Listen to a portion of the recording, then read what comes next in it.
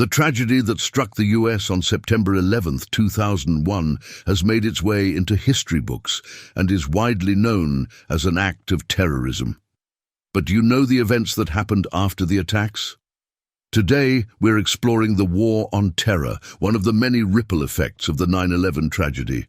Welcome back to Eventful Insights, and today, we bring to you a video that's going to pique your interest because we're diving into the complex history of the war on terror, encompassing the wars in Afghanistan and Iraq. Today, let's explore the answer to the question, what happened during the war on terror? Before we begin, we want to see what you know about the wars in Afghanistan and Iraq. Leave your insights down in the comments. We'd love to know if you're familiar with this topic. Now let's get into it. The war on terror, also known as the Global War on Terrorism, started after the September 11th attacks in 2001. It was a big effort led by the United States to fight terrorism worldwide. This war centered around military actions, like invading Afghanistan and Iraq to target groups like Al-Qaeda. But it does not stop there. Diplomacy and financial actions are also part of it, like stopping terrorists from getting money. It was not only the United States' efforts as different countries worked together, sharing information to stop these tragedies. The main goals are to prevent big attacks from happening again and break down terrorist groups. It all began when a group called Al-Qaeda hijacked 4 planes in the United States, crashing 2 into the World Trade Center and 1 into the Pentagon. The 4th plane crashed in Pennsylvania. All attacks killed about 3,000 people. Despite being based in Afghanistan, none of the 19 hijackers were Afghan. This led to President George W. Bush's pledge to defeat terrorism, targeting Al-Qaeda and its leader Osama bin Laden in Afghanistan. He demanded the Taliban hand over Al-Qaeda leaders or face consequences. Speaking of the consequences, this hunt for terrorist leaders led to the devastating wars in Afghanistan from 2001 to 2014 and Iraq from 2003 to 2011. To get a better grasp of the gravity of the situation, let's dive deep into the battlefield in each country, starting with the graveyard of empires, Afghanistan. The 9/11 tragedy made eyes turn to Afghanistan. After the attacks, President George W. Bush's team decided to first remove the Taliban from Afghanistan and break up Al-Qaeda. Some also talked about taking action in Iraq, like getting rid of their leader, Saddam Hussein. Bush asked the Taliban head, Mullah Muhammad Omar, to hand over all the Al-Qaeda leaders in Afghanistan. When Omar said no, the US started getting ready for war. The mission in Afghanistan started secretly on September 26. A group from the CIA called Jawbreaker went there, teaming up with local people against the Taliban. They planned to remove the Taliban without sending many American soldiers. The Pentagon didn't want a long war like the one the Soviets had in Afghanistan years before. On October 7, 2001, American and British forces began Operation Enduring Freedom. They bombed places where Al-Qaeda and the Taliban were, like Kandahar and Kabul, for 5 days. Then soldiers went in, helped by local fighters from the Northern Alliance. By mid-November, they took over Taliban areas, even Kabul. On December 6, Kandahar was captured, and the Taliban lost control officially, resulting in Al-Qaeda and bin Laden running away. After the Taliban and Al-Qaeda were removed, people started focusing on rebuilding Afghanistan. In April 2002, Bush announced the Marshall Plan to help Afghanistan, promising financial aid.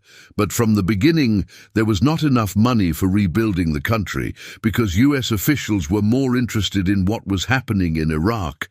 More on this later. From 2001 to 2009, Congress gave over $38 billion to help Afghanistan.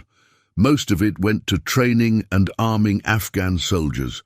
But experts say it wasn't nearly enough to fix a country that was poor and needed a lot of help. Even when the United States gave financial support, they had the most soldiers in Afghanistan and faced the most losses. By spring 2010, over 1,000 American soldiers had died there.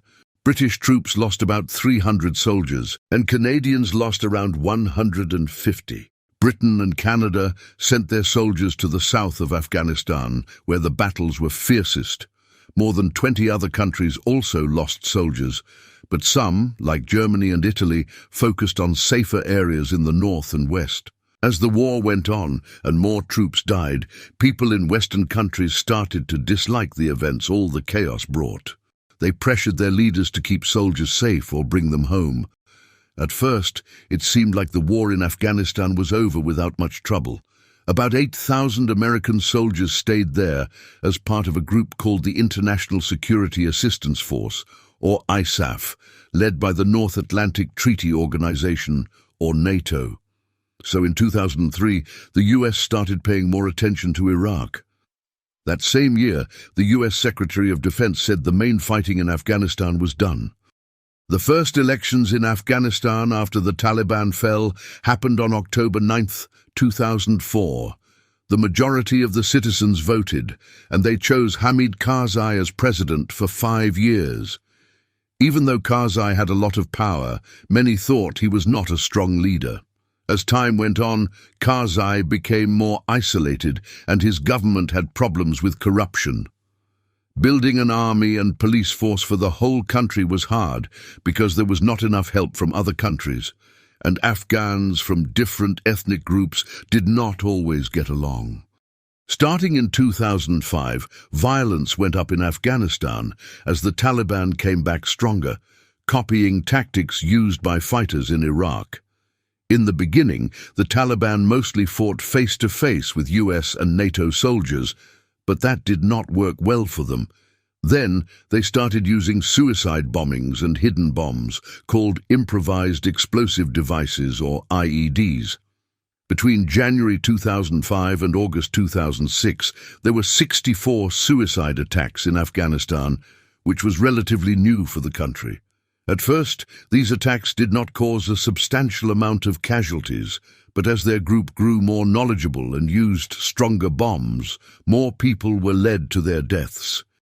In November 2007, a devastating attack happened in Baghlan, killing at least 70 people, including numerous children. Less than a year later, over 50 people died in a bombing at the Indian embassy in Kabul.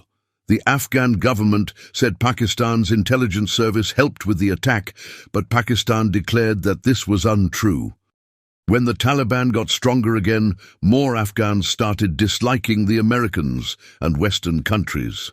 They felt this way because the progress in rebuilding their country was going very slowly. There were rumors of bad treatment in American jails. The Afghan government was very corrupt, and many innocent people were being killed by American and NATO bombs. In May 2006, a US military truck crashed and killed numerous Afghans. This made people in Kabul very angry, and they started violent protests against Americans, the worst since the war started. Later that year, NATO took control of the whole war in Afghanistan. American leaders said the US would have a smaller part in the war, and more countries would join in. This happened because the US needed more soldiers and help in Iraq, where there was a significant number of battles between different groups. But in Washington, people still thought the war in Afghanistan was going well compared to Iraq. On February 17, 2009, President Barack Obama promised to send 17,000 more US soldiers to Afghanistan by summer. They would join the 36,000 American soldiers and 32,000 NATO troops already there. Obama said this was needed because the situation in Afghanistan was getting worse and needed more attention and help. In 2011, there were about 110,000 American soldiers in Afghanistan at one time. The extra troops were sent to fight against the Taliban, who were getting stronger again, and to stop fighters from other countries coming over the border from Pakistan into Afghanistan. In March 2009, President Obama talked about a new plan for the war. He said that for Afghanistan to be safe, Pakistan also needs to be stable. The main aim of this plan, as written in a government paper, is to stop Al-Qaeda and its hiding places in Pakistan, and to make sure they do not come back to Pakistan or Afghanistan. The plan suggests giving more help to Pakistan and making clear ways to see if the fight against the Al-Qaeda and the Taliban was going well. It also says that 4,000 more soldiers will be sent to help train the Afghan army and police. Afghan President Karzai liked the plan and said it would help Afghanistan and the international community succeed. On May 11, 2009, Secretary of Defense Robert Gates changed the top U.S. leader in Afghanistan. He replaced General David D. McKiernan with General Stanley A. McChrystal, who is experienced in counterinsurgency and special operations. McKiernan had been in charge for 11 months. The move was made to bring a more active and creative approach to the war in Afghanistan, aligning with a focused plan to fight against the uprising. In July, U.S. Marines started a huge attack in southern Afghanistan. This was a big test for the new plan to fight against insurgency. 4,000 Marines took part in the attack because the Taliban were getting stronger in southern areas. The goal of the attack was to bring back government services, strengthen local police, and keep civilians safe from the Taliban. In early 2010, the surge began with a big attack on Marjar, a town held by insurgents in the southern part of the Helmand province. U.S. Marines won quickly, while McChrystal planned a bigger attack in Kandahar. On March 28, Obama visited Afghanistan for the first time as president. He told Karzai he needed to stop corruption in his government. Karzai had won another 5 years as president in August 2009, but there were a lot of accusations that the election was unfair. Karzai promised to fight corruption, but it did not seem to happen right away. He also said he wanted to make peace with the Taliban, but the Taliban leader, Mullah Omar, wouldn't meet with him. At first look, it seemed like the war in Afghanistan would have ended early, but the Taliban had other plans and came back as a whole different force to be reckoned with. But we'd love to know what you think would have happened if the war had ended early. And what do you think was the smartest tactical plan made by the US? Leave a comment down below. Also, if you're interested in more videos like this, feel free to visit our channel. Now let's return to matters in Afghanistan. In April 2010, because of pressure from the US, Karzai got angry and said he might join the Taliban if other countries didn't stop interfering in Afghanistan. The White House didn't like what Karzai said and threatened to cancel a meeting with Obama, but they still met as planned. Pakistan said they would help with Afghan peace negotiations, but its final stance toward the Taliban remained a source of serious concern. Additionally, back in February, Pakistan caught the second-in-command of the Afghan Taliban, Mullah Abdul Ghani Baradar. Some US officials thought this showed Pakistan wanted to help the US in Afghanistan, but others thought it was to stop peace talks and keep fighting. In June that same year, General McChrystal lost his job as the leader of US forces in Afghanistan because of something he and his team said in a magazine called Rolling Stone. They criticized the government, which caused significant problems. President Obama chose General David Petraeus to take McChrystal's place. Petraeus had been in charge of the military's Central Command and was known for making a plan that helped in Iraq in 2007. This change happened at an important time in the war because more soldiers were going to be deployed in the country soon for a big operation in Kandahar. Obama said that McChrystal leaving did not mean they disagreed on the plan to fight against insurgency. He said it was just a change in who was in charge, not a change in policy. In 2011, important things happened in the war, like catching key Al-Qaeda leaders and dealing with the Taliban. Bin Laden, the leader of Al-Qaeda, was killed by US soldiers on May 2, 2011. They went to his compound in Pakistan in helicopters and fought with the people in the building where Bin Laden was hiding, and he was killed. Next month, the US Secretary of Defense said for the first time that they were speaking with the Taliban to try to make peace, but he said they were still in the early stages of talking. After bin Laden was killed, and after 10 years of devastating battles, many people wanted the war to stop. Obama said he would bring 33,000 American soldiers back by the summer of 2012 and have all of them withdraw by 2014. In June 2013, NATO gave control of the war to Afghan soldiers. Obama said in 2014 that 9,800 American soldiers would stay in Afghanistan to help train Afghan soldiers. But in 2015, the Taliban intensified its operations, targeting Kabul's parliament building and airport, as well as launching numerous suicide bombings. When Donald Trump became president, he let the Pentagon decide on fighting in Afghanistan. Then on April 13, 2017, the United States used a big bomb, called the mother of all bombs, on an ISIS hideout. In August, Trump talked to American soldiers and promised to fight hard to win in Afghanistan. He said America's enemies should never know when they will attack. Even though the Taliban kept attacking, the United States started talking to them about making peace in February 2019. They made a deal that said all US and NATO troops would leave Afghanistan in 14 months if the Taliban promised not to help terrorists. But in September, Trump stopped the talks after a Taliban attack that killed a US soldier and 11 other people. Trump said if the Taliban cannot agree to stop fighting during talks, they probably cannot make a legitimate peace deal. But later, the United States and Taliban did sign a peace deal on February 29, 2020, even though the Taliban attacks on Afghan forces and US airstrikes continued. In September, the Afghan government and the Taliban resumed talks to negotiate peace. Then, in November, Trump said that he was going to withdraw US troops from Afghanistan by January 15, 2021, decreasing the number of soldiers to 2,500. The fourth president during the war, President Joe Biden, said in April 2021 that all US soldiers would leave Afghanistan by September 11, 2021, which marked 20 years since the 9/11 attacks.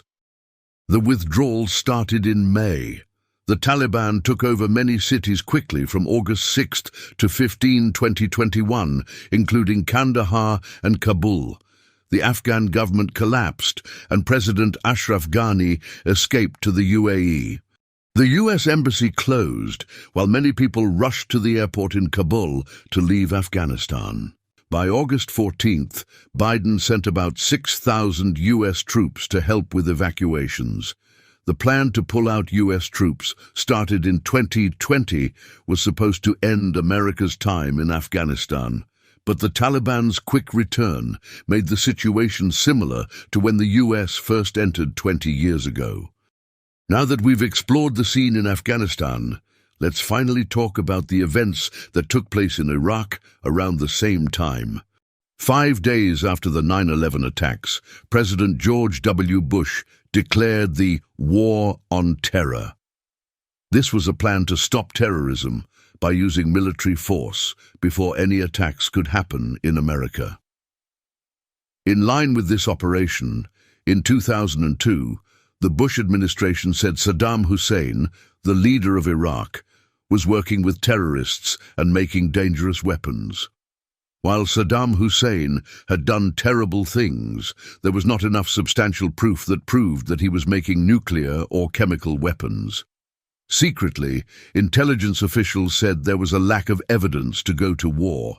A British investigation later found out that some information about Iraqi weapons came from The Rock, a Michael Bay-directed action movie, not real facts.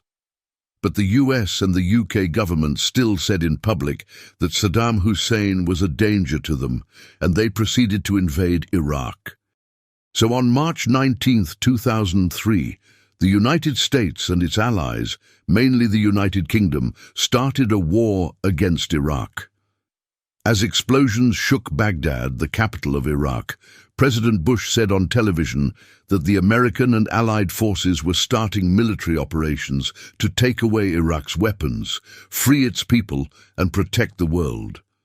President Bush and his team said Iraq, led by Saddam Hussein, were in possession of dangerous weapons. The initial targets chosen for the attack, identified by President Bush as significant military sites, faced strikes from Tomahawk missiles launched from American planes and ships stationed in the Persian Gulf. Following these strikes, the Republic of Iraq's radio broadcasted a message condemning the actions as aggression against our homeland and people by those deemed as the evil ones, the enemies of God, the homeland, and humanity. Even though Saddam Hussein had said Iraq would win against any attack, he vanished shortly after the American invasion started, communicating with his people only through audio tapes on rare occasions. The US and its allies quickly overpowered Saddam Hussein's government, seizing control of Iraq's major cities within a remarkably brief span of 3 weeks, all while sustaining minimal casualties among their own troops. On May 1, 2003, President Bush declared that the significant battle operations in Iraq had concluded. However, despite the defeat of the main Iraqi army, a persistent faction known as insurgents continued to engage in warfare. Their sneaky tactics resulted in numerous casualties among soldiers from different nations, insurgents themselves, and ordinary Iraqi civilians. After a long search, US soldiers located Saddam Hussein hiding in a hole in the ground near his hometown. He did not fight back and was unharmed when they caught him. According to one of the soldiers there, Hussein seemed to be aware that he was about to be arrested. He was then detained and tried in October 2005 for doing terrible things to his own people, including the murder of hundreds. In January 2007, President Bush said he wanted to send more US troops to Iraq for a while, around 20,000 extra soldiers. This plan was called the Surge. Even though many soldiers got hurt at first, the amount of violence went down as the year went on, which made people hopeful. Later, some of the extra soldiers went back home, but it does not change the fact that 2007 was the worst year for US soldiers since 2004. People argue about whether the surge really worked, because the drop in violence in 2007 was not only because of it. Other factors helped too, like changing how soldiers fought to be more like a counterinsurgency strategy and Sunni tribesmen joining forces with the US to fight against other insurgents, especially those from Al-Qaeda. In November 2008, the Iraqi government agreed to a plan with the US. This plan changed how the US military could work in Iraq and set a schedule for when US troops would leave the country for good. After nearly a year of negotiations, this agreement says that the US soldiers were supposed to withdraw from the cities by the middle of 2009, and they all had to leave Iraq by December 31, 2011. In February 2009, President Barack Obama said US combat soldiers would depart from Iraq by August 31, 2010, and the rest would leave by the end of 2011. But even earlier, the last combat group left Iraq, 2 weeks ahead of schedule. However, there were still 50,000 US soldiers in Iraq to help with the transition. In July 2011, US military leaders said Iraq and the US were talking about keeping some American soldiers in the country after December 31, 2011. But some political groups and many people in Iraq did not favor this idea. The talks did not work out because they were unable to agree on whether US soldiers should follow Iraqi laws. In October, President Obama declared that all the remaining 39,000 soldiers would leave by the end of 2011. As the last of the US troops got ready to leave, the US military officially ended its mission in Iraq with a ceremony in Baghdad on December 15th.